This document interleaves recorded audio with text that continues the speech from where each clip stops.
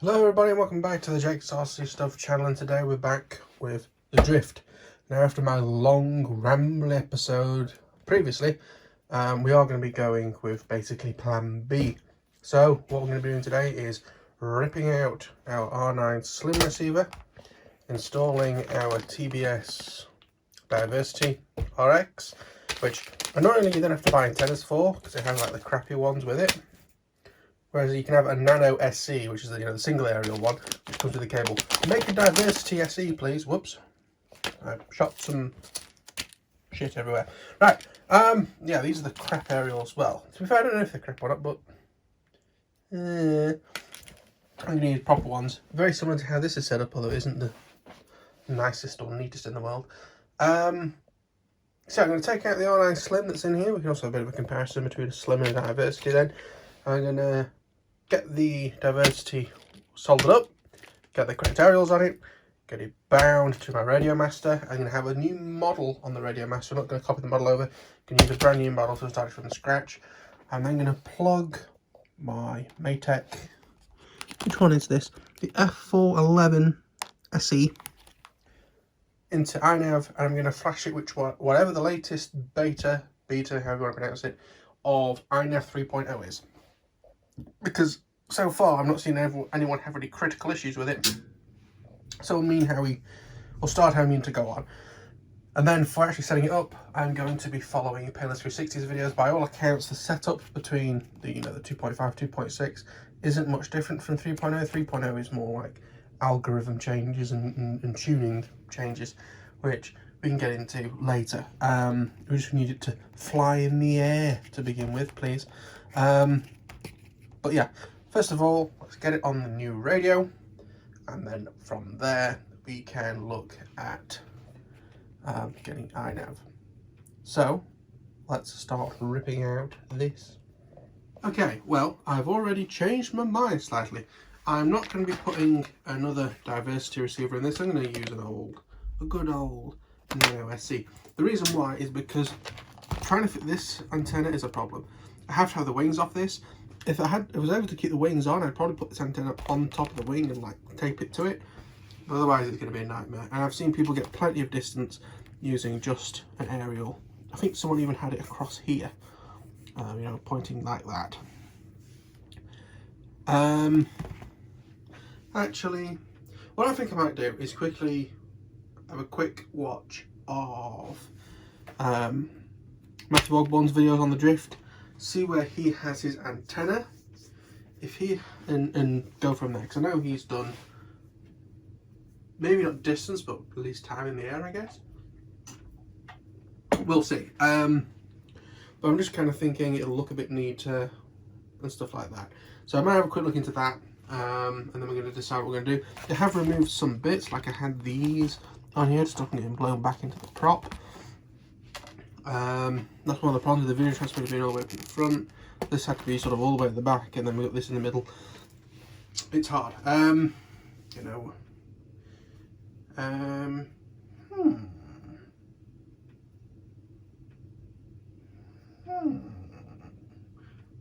Because the battery already has to go fairly backwards. I'm just thinking, what about putting the receiver on the boom? Because then it's distance away from everything. You can have an aerial sort of on top or on the bottom of the tailplane.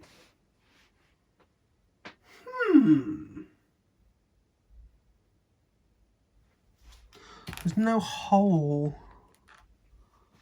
Yeah, the nearest hole is up there. But we could do that. Because I'm not someone who's going to like pack this in a bag and go hiking somewhere. I'm not a hiker.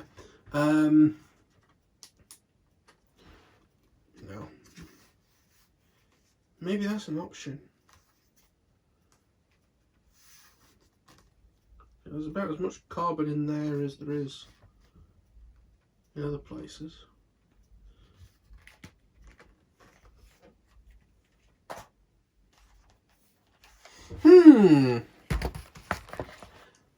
I'm going to think about this and come back. I'm sorry that this has been a little bit stoppy-starty, but never mind. Okay, what's quite funny is if you search for Matthew Ogborn, my videos come up first. Because I thank him instead of thanking Ray the Nuts off, which is possibly a mistake. What I've decided to do, I did think about the tail. The problem is because it doesn't have a rudder, if I put something here, it's causing drag. I don't have any rudder to fight it. So that could be a small nightmare. And also, you know, Matt has his 1 hour in the sky. It doesn't mention distance. I've not watched the video. I've literally just clicked the video and go to a bit back to see the antenna. And he has his antenna, well, this one is sort of up here. And that one is the most secure. This bit can waggle around fine, and this bit's got no chance of going into a prop. So I think that's what I'm going to do. I'm going to use one of these, the nano non-diversities, in that place with the arrow going up there. So it's time to get rid. I'm going to put this on, so I'm scared of pulling the wires off. We'll flip it over and we'll get this receiver, take it out, because it is here. So we can, there we are. We just need to rip this off with a knife, and we'll go from there, I guess. Right, I'll be back with you. But now let's do some stuff on camera. We can get rid of, whoops, we can get rid of this.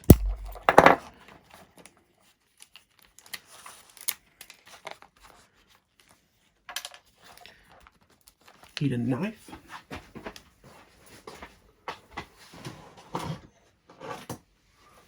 Bit of a crappy knife to do this with, but never mind. I've got to somehow clean up these areas to like be able to sell them when it gets to that stage. And that broke off the plane remarkably easily.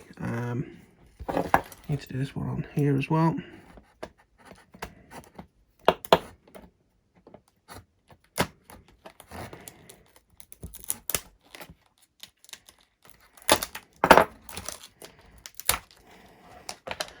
There we are, and then we can just disconnect this from down here.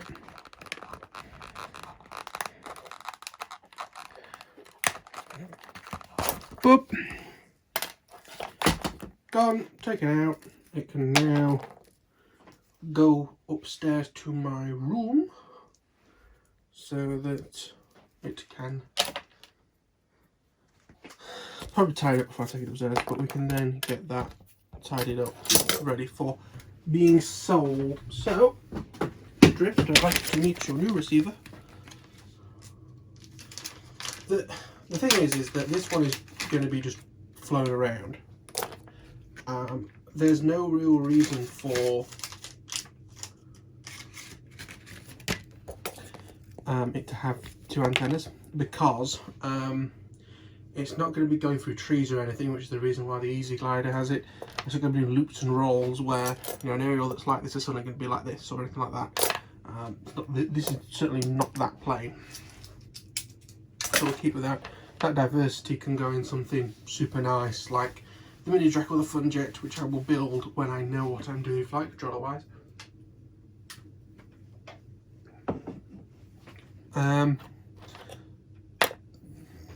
Pardon me. So I'm going to solder this up. I'm going to do it off camera because you've seen me solder this up loads of times, and then I'll just show you what it looks like when it's done. Solder a male lead up.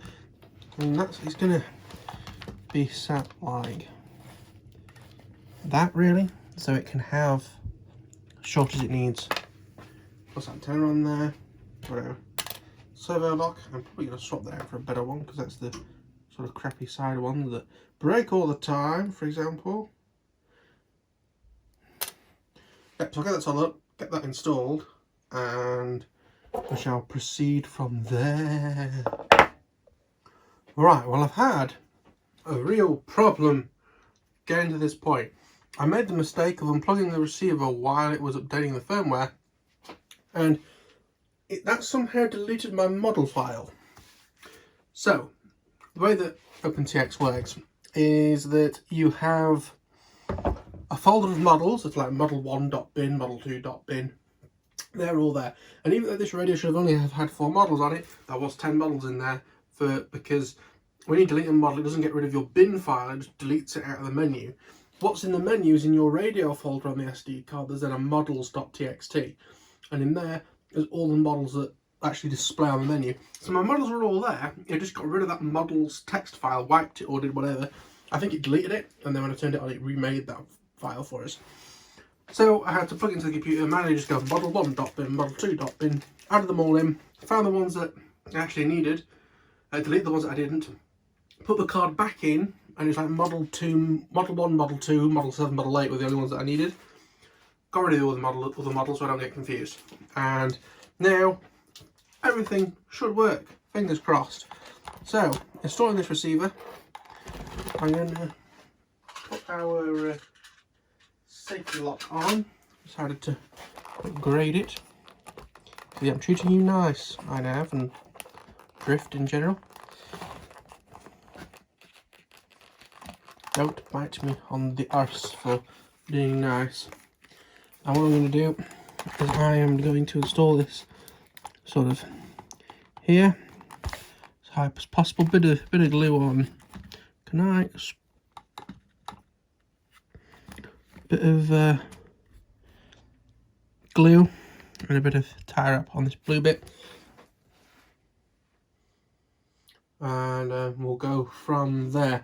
I think I'm probably going to end the video here because it's 10:30 at night, and I think honestly I'm too tired to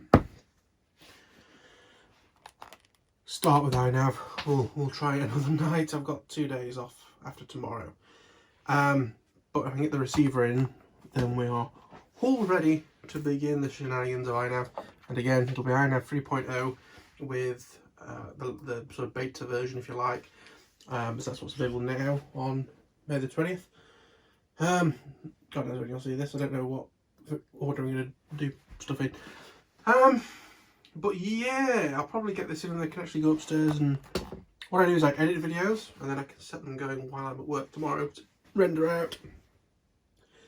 But yeah, I'll get this installed, as I say, and we'll go from there. But if you like this video, please click the like button, helps a lot. Remember to subscribe if you're new and are interested in following the shenanigans. And if you have any questions or feedback or anything like that, feedback that's, you know, helpful, feel free to leave it in the comment section down below. But for now, I'll see you on the next one. Bye bye.